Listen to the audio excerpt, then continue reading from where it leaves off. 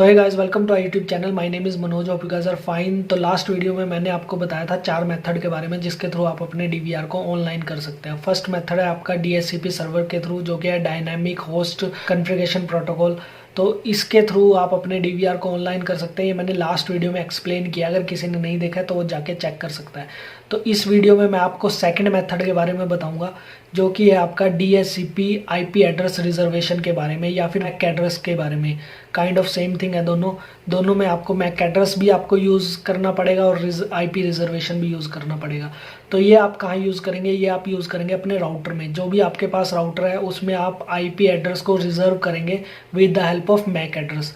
तो इसका क्या बेनिफिट है? इसका बेनिफिट ये है, देखिए हम नॉर्मली क्या करते हैं, डीएचसीपी सर्वर का यूज़ करते हैं अपने डीवीआर को ऑनलाइन करने के लिए, जो कि मोस्ट कॉमन मेथड है। हम डीएचसीपी को अनेबल करते हैं और उसके बाद हमारा जो डीवीआर है वो ऑनलाइन हो जाता है। डीएचसीपी को अनेबल करके हमारा क्या बेनिफिट होता है?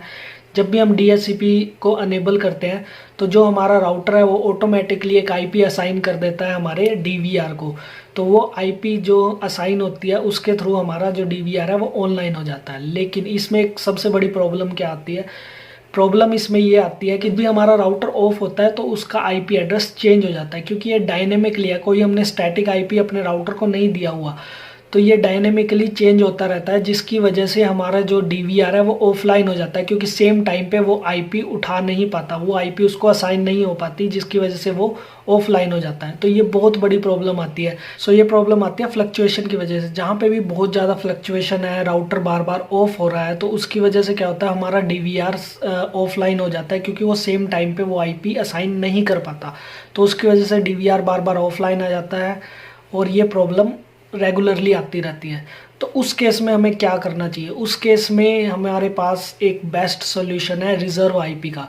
आपको क्या करना है, अपने राउटर में जाकर आईपी को रिजर्व कर देना है। उसका मैक एड्रेस, जो भी आपका डीवीआर का मैक एड्रेस होगा, उस मैक एड्रेस को उस राउटर में डाल देना है, ताकि अगर बार बार राउटर ऑफ भी हो रहा है तो वो उस मैक एड्रेस के थ्रू उस डीवीआर को ईजिली पहचान लेगा और वो आईपी ऑटोमेटिकली उसको असाइन हो जाएगी। तो जो भी आईपी आप राउटर के अंदर डालोगे, सेम आईपी आपको डीवीआर में मिलेगी जब भी आप डीएचसीपी को अनेबल करेंगे। तो ये सारा प्रोसेस मैं आपको प्रैक्टिकली दिखाता हूँ ये कैसे होगा।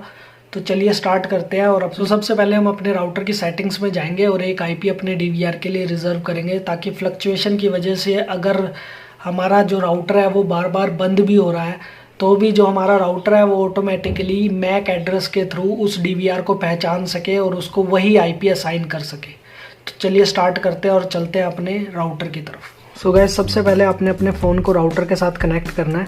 तो मेरा वाईफाई के थ्रू राउटर के साथ कनेक्ट है। तो उसके बाद आपने जाना है अपने ब्राउज़र में। तो अभी हम क्रोम में जाएंगे।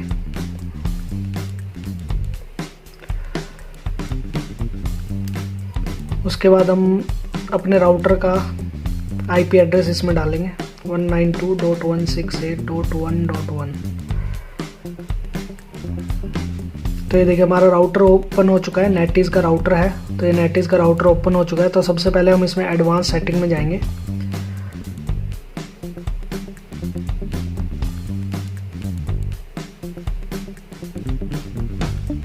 तो देखिए हम एडवांस सेटिंग में आ चुके हैं। उसके बाद हमने जाना नेटवर्क के अंदर। तो ये देखिए नेटवर्क के अंदर सबसे ऊपर एड्रेस रिजर्वेशन का ऑप्शन है, तो इसमें आप क्लिक करेंगे।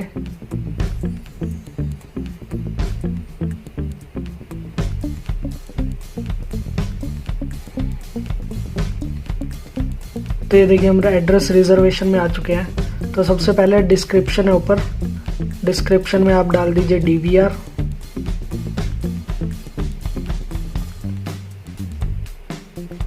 उसके बाद आईपी एड्रेस, जो भी आईपी एड्रेस आप असाइन करना चाहते हैं। अभी देखिए जो हमारा आईपी एड्रेस है, जो राउटर का आईपी एड्रेस है वो है 192.168.1.1। तो इसी सीरीज़ का आपने आईपी एड्रेस अपने डीवीआर के लिए असाइन करना है। तो आप कुछ भी असाइन कर सकते हो। 192.168.1.100 अगर मैं असाइन करता हूँ। उसके बाद आपने मैक एड्रेस अपने डीवीआर का डालना है। तो मैक एड्रेस डालने के लिए आपने क्या करना है? सो गाइस, मैक एड्रेस के लिए आपने सबसे पहले मेन मेन्यू में जाना है। उसके बाद कॉन्फ़िगरेशन में जाएंगे, देन आपको नेटवर्क में जाना है।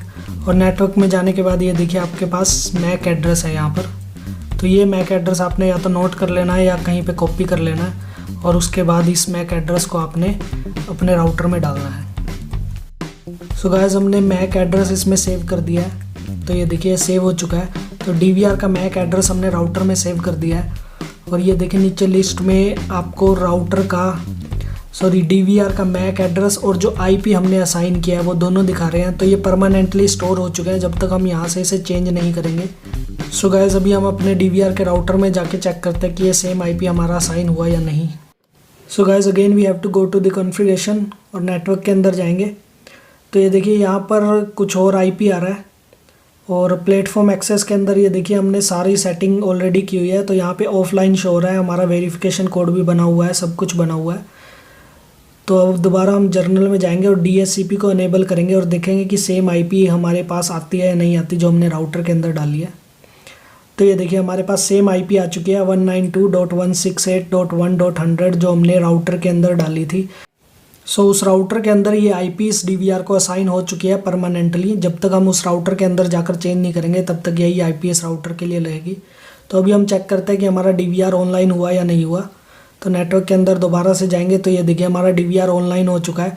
सो फ्लक्चुएशन की वजह से या किसी भी रीज़न से अगर हमारा राउटर बार बार ऑफ भी होता है तो जैसे ही राउटर वापस पावर डाउन होगा तो ऑटोमेटिकली यही IP हमारे DVR को असाइन हो जाएगी और हमारा DVR ऑटोमेटिकली ऑनलाइन हो जाएगा। So that was the setting. तो आपको कहीं भी ये प्रॉब्लम आ रही हो, फ्लक्चुएशन की वजह से आपका राउटर बार बार ऑफ हो रहा हो, कुछ भी ऐसी प्रॉब्लम आ रही हो और आपका DVR बार बार ऑफलाइन जाता है और आपको वहाँ पर जाकर दोबारा से DHCP की सेटिंग दोबारा से करनी पड़ती है और उसके बाद आपका DVR ऑनलाइन होता है, देन अगेन फिर यही प्रॉब्लम आती है, DVR ऑफलाइन हो जाता है।